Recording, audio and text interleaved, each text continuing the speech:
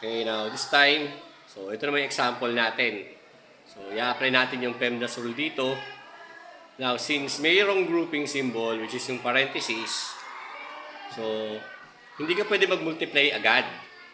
Instead, you simplify first. Ito. O, yun yung ibig sabihin ng P. Yan. Yung grouping symbol na yan.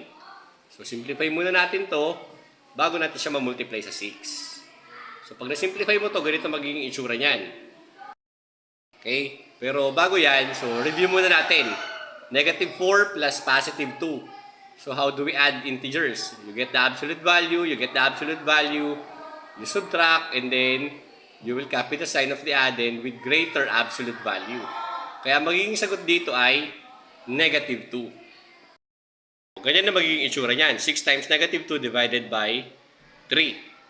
And then, pagkatapos niyan, o di pwede na tayong ano mauna? Is it multiplication or division?